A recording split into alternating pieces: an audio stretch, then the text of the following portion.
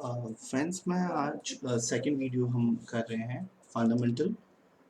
मैं फंडामेंटल में ये बता रहा था, लास्ट क्लास में काफ़ी कंफ्यूजन हुआ था कि ये चार्जेस क्या हैं।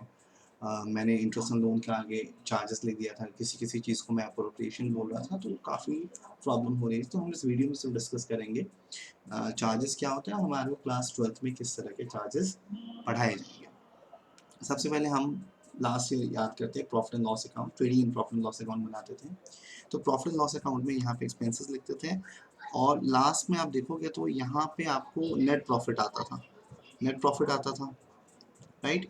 ये नेट प्रॉफिट आता था।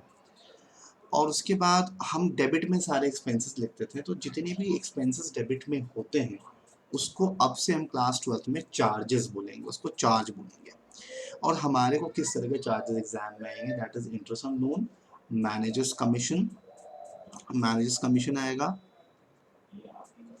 And rent paid to partner, अगर हम पार्टनर के प्रेमाइसेस में बिजनेस चला रहे हैं तो रेंट पेड टू पार्टनर।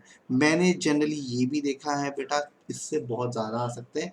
मैं ETC उसके लिए पुट कर रहा हूँ, मतलब मैक्सिमम क्वेश्चन में आई फील दैट कि यही आएगा। अब बेसिकली क्या होता है कि हम लोग यहाँ पे P&L एप्रोप्रिएशन मैं आपको सीधा सिखा दूंगा, P&L एप्रोप्रिएशन बनाना सिखाऊंगा, और फिर मैं आपको उसके जर्नल एंट्री से भी अवेयर कराऊंगा क्या होता है। अब देखो P&L एप्रोप्रिएशन क्या होता है कि ये जो नेट प्रॉफिट है, ये नेट प्रॉफिट पार्टनर्स में डिस्ट्रीब्यूट होएगा। तो पार्टनर्स के आपस में अग्रीमेंट होते हैं, और कैसे डिस्ट्रीब्यूट करेंगे उसके लिए हम देखेंगे। तो बेसिकली वो क्या बोलते हैं, वो बोलते हैं कि एक तो P&L एप्रोप्रिएशन अकाउंट बना लें, एप्रोप्रिएशन अकाउंट। फिर P&L appropriation account same format, same आपका प्रॉफिट एंड लॉस अकाउंट की तरह ही होता है। आप देख लोगे, आपको कुछ डिफरेंट नहीं लगेगा। अब स्कूल में कोई भी चीज़ बहुत डिटेल में पढ़ाया जाता है, मैं उतना डिटेल में नहीं जाऊँगा। मैं आपको कोशिश करूँगा कम से कम टाइम में हम मैक्सिमम आउटपुट निकाल लो। उसके बाद I will write my WhatsApp number on this. मैं आपको जब सारा कॉन्सेप्ट खत्म कर दूँगा, मैं आपको व्हाट्सअप नंबर दे दूँगा, उस पर आप मुझे क्वेश्चन भेज सकते हैं, क्वेश्चन नंबर्स वगैरह या क्वेश्चन की पिक भेज सकते हैं मेरे व्हाट्सअप नंबर पे। मैं आपको उसका सोल्यूशन यूट्यूब पे डाल दूँगा, जैसे इंपॉर्टेंट क्वेश्चन होते हैं। नाउ पर्टिकुलर्स, पर्टिकुलर्स होता है, यहाँ पे अमाउंट होता है, तो मैं रुपी का सिंबल डालता हूँ, जैसे मैंने लास्ट क्लास में भी, लास्ट वीडियो में भी बताया था, पर्टिकुलर्स रुपीज़। बेटा देखो, ये जो नेट प्रॉफिट है, जिस तरह हम लोग लास्ट ईयर में GP पहले यहाँ पे होता था, फिर हम उसको प्रॉफिट लॉस के क्रेडिट में लाते थे। अब बिल्कुल हम नेट प्रॉफिट किस अकाउंट से आ रही है, जो नेट प्रॉफिट है किस अकाउंट से, प्रॉफिट एंड लॉस अकाउंट से आ रहा है। तो मैं यहाँ पे लिखूंगा by P&L account if net profit. मैं इफ नेट प्रॉफिट इसलिए लिख रहा हूँ, हो सकता है हमारा नेट लॉस भी हो। नेट लॉस होगा तो वो इधर आएगा, नेट लॉस होगा तो वो इधर आएगा। देखो मैं नेट प्रॉफिट आपको दिखा रहा हूँ कैसे आया है ये, आप ये डॉटेड लाइन को फॉलो करो। देखो P&L account if net profit, net profit. अगर नेट लॉस होगा तो भाई टू नेट लॉस वो इधर से आएगा, नेट लॉस आपको इधर आएगा।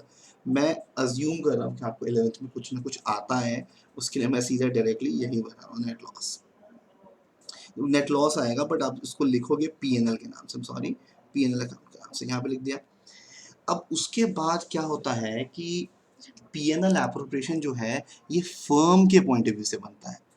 This is made from firms point of view, point of view, firms point of view. अब फर्म्स पॉइंट ऑफ व्यू में क्या होता है, सबसे पहले हमने यहाँ पे हम लोग डालेंगे बाय इंटरेस्ट ऑन ड्राइंग्स,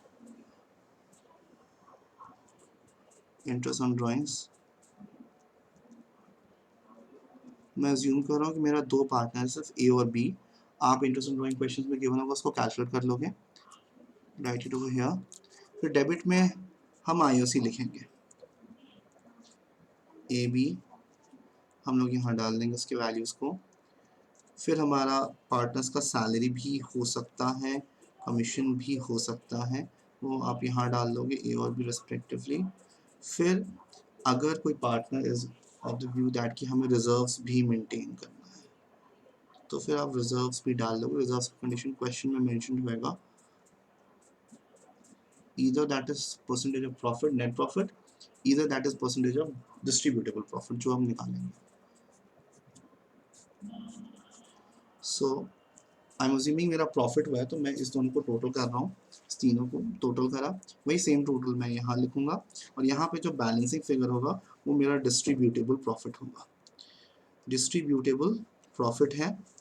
अब डिस्ट्रीब्यूटेबल प्रॉफिट मैं ए और बी में पीएसआर में डिस्ट्रीब्यूट कर दूंगा, और हमने लास्ट वीडियो में सीखा था अगर हमारा पीएसआर नहीं है तो इक्वली डिस्ट्रीब्यूट होगा ए और बी में, वो क्वेश्चन स्पेसिफिक है, दिस इज बैलेंसिंग फिगर। अब लॉजिक हम नेक्स्ट वीडियो में डिस्कस करेंगे कि आईओसी डेबिट में क्यों है, आईओडी क्रेडिट में क्यों है, रिजर्व्स डेबिट में क्यों है, सैलरी कमीशन डेबिट में क्यों है। This salary commission is partner salary commission, it is not किसी एम्प्लॉय का, पार्टनर सैलरी कमीशन। ओके, तो हम लोग नेक्स्ट वीडियो में डिस्कस करेंगे।